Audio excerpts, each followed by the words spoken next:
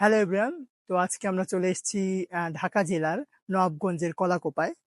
So আমরা আজকে এখানে এসেছি একটি প্রত্নতাত্ত্বিক নিদর্শন ঘুরে দেখতে। যে নিদর্শনটির নাম হচ্ছে কালো কুঠি। সবাই এটাকে খেলারাম দাতার কালো কুঠির বলে।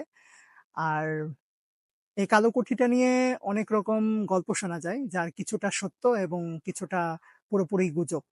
তো আজকে আমরা এই নিদর্শনটা ঘুরে দেখব, এর চারপাশে ঘুরে দেখব অ্যাকচুয়ালি এই ভবনটা দেখতে কেমন সেটা আপনাদের ঘুরে দেখাবো। তো সঙ্গে থাকুন।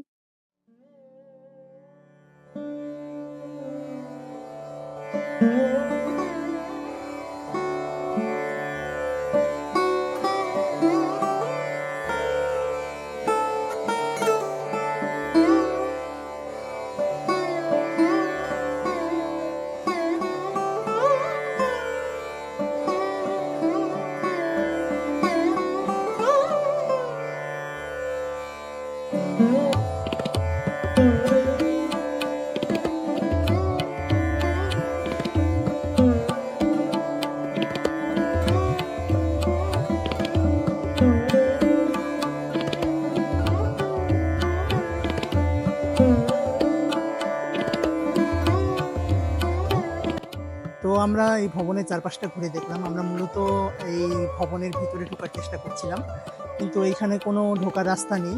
এখানে বাইরে থেকে সবগুলো দরজাই আটকে দেওয়া আছে। মূলত এই যে এগুলোই হচ্ছে দরজা। আমরা প্রথমে ভেবেছিলাম এই যে এগুলো এগুলো হচ্ছে দরজা। আমরা মূলত ভেবেছিলাম এগুলো হয়তো বা কোনো নকশার মতো কোনো কিছু করা হয়েছে, কিন্তু এই গ্রিলগুলো নাকি পরে দেওয়া হয়েছে। এগুলো আগে দরজার মতোই ছিল, পরে এগুলো গ্রিল করে দেওয়া হয়।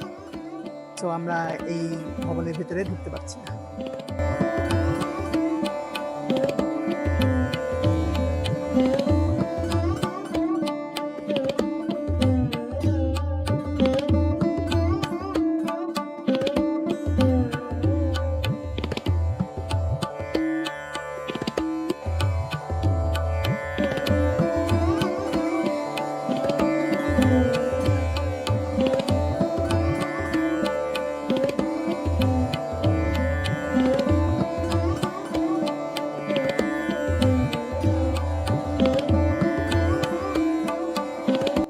এই ভবনের দেয়ালে আরো অনেক রকম নকশা আছে। অনেক রকম বলতে আরো অনেক সুন্দর সুন্দর নকশা আছে, কিন্তু সেগুলো আমি দেখাতে পারছি না। এর কারণ হচ্ছে যে এখানে যারা এর আগে দর্শনার্থীরা এসেছিল, তারা দেয়ালের গায়ে তার কিছু আপত্তিকর মানে কথা এবং চিত্র এঁকে রেখে গিয়েছে, যার কারণে সেগুলো আমি আমার ভিডিওতে দেখাতে পারলাম।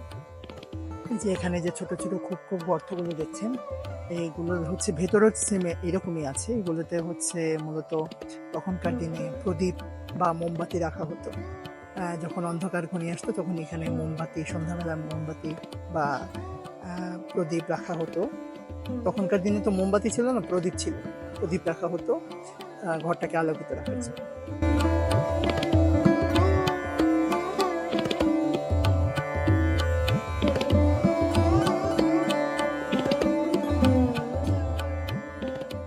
এই কালো কোঠিটা নিয়ে একটি গল্প আছে, যেটা কিছুক্ষণ আগে আমি স্থানীয় লোকজনদের কাছ থেকে শুনতে পেলাম। তো গল্পটা হচ্ছে এরকম যে আগেরকার মহিলারা কি করতো বা সবাই কি করতো, বাড়ির পাশে যে পুকুরটা আছে সেখানে স্নান করতো, বা কেউ কেউ নদীতে গিয়ে স্নান করতো। সো খেলারাম দাতার মাও আহ অন্য সবার মতোই বাড়ির পাশে যে পুকুরটা আছে সেখানে স্নান করতো, কিন্তু খেলারামের এই ব্যাপারটা খুব একটা পছন্দ হতো না। তাই সে কি করলো, এই যে কালো কুঠিটা আছে, সেই এই কালো কুঠির ভিতরে একটি পুকুর বা পুষ্করণী যেটাকে বলে, পুষ্করণী স্থাপন করলো।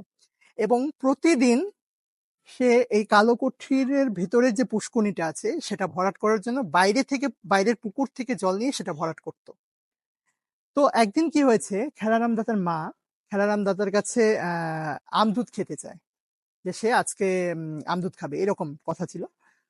তো খেলারাম দাতা তার মাকে এতটাই ভালোবাসতো যে কথাটা বলার কারণে খেলারাম দাতা তার মার জন্য ভেতরে যে পুষ্করণীটা আছে সেই পুষ্করণীটার সম্পূর্ণ ভরে আম এবং দুধ দিয়ে ভরে দেয়। এটা এলাকার স্থানীয় লোকজনদের কাছ থেকে শোনা। তো কতটুকু সত্য মিথ্যা সেটা আমরা জানি না।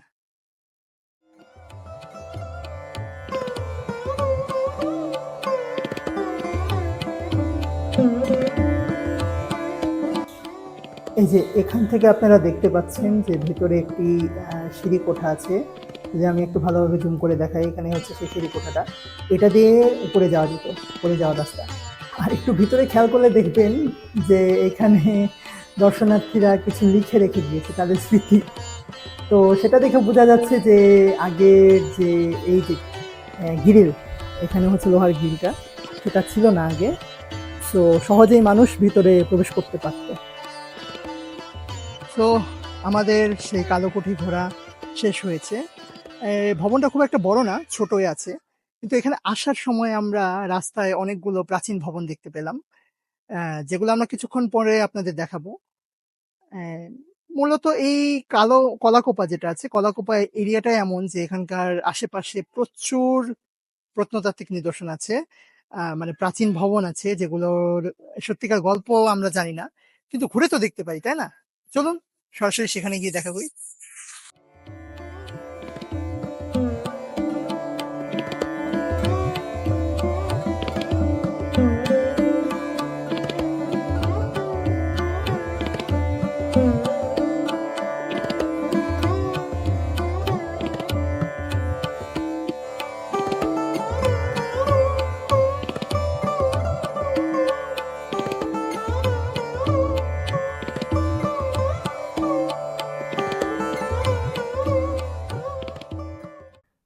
তো কালোকুঠি থেকে আমরা সরাসরি চলে এসেছি প্যালেস পার্কে। আর এখানে আসার সন্ধানটা আমরা পাই হচ্ছে স্থানীয় লোকজনদের কাছ থেকে, এবং এখানে আসার পর প্রবেশ মূল্য হচ্ছে 50 টাকা করে পার হেড, মানে একজনে। আর প্যালেস পার্কের প্যালেসটা হচ্ছে এই যে আমার পেছনে যেটা দেখতে পাচ্ছেন, এটাই হচ্ছে সেই প্যালেস পার্কের আসল প্যালেস। তো চলুন ভিতরটা ভালো মতো ঘুরে দেখি।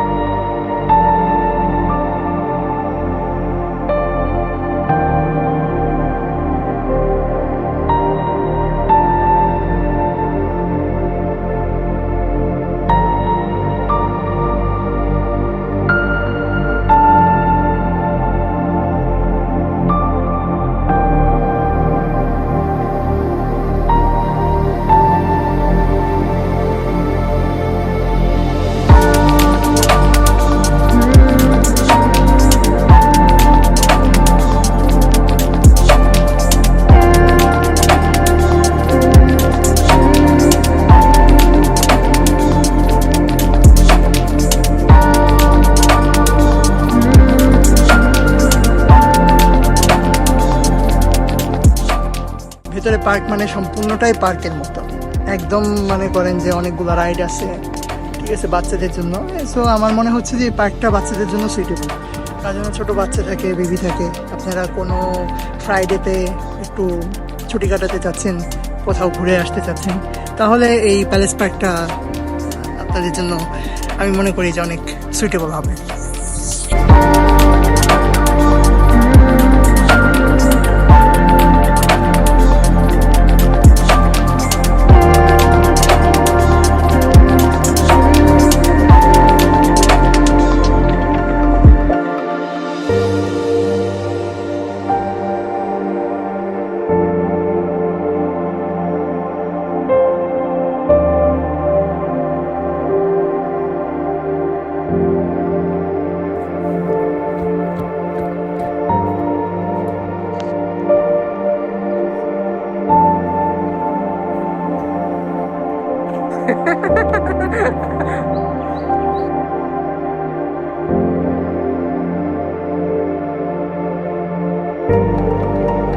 দূরে ওই যে একটা গুহার মতো জায়গা দেখতে পাচ্ছেন না, সেটা অ্যাকচুয়ালি সেখান থেকে একটা ট্রেন আসে, আর এই হচ্ছে সেই ট্রেন লাইন, ঠিক আছে। আর এই ট্রেন লাইনটাকে নিয়ন্ত্রণ করা হয় এই যে এখান থেকে। আর আপনি যদি এই ট্রেনে উঠতে চান তাহলে আপনাকে দিতে হবে 50 টাকা, প্রতিজন 50 টাকা। প্যালেস পার্ক ঘোরা শেষ, এখন আমরা এখান থেকে চলে যাব। এবং যেটা বলেছি আপনাদের, এটা মূলত বাচ্চাদের জন্য খুব সুইটেবল একটা জায়গা। তাই আমাদের এখানে থেকে আর কোনো কাজ নেই। Tata, bye bye.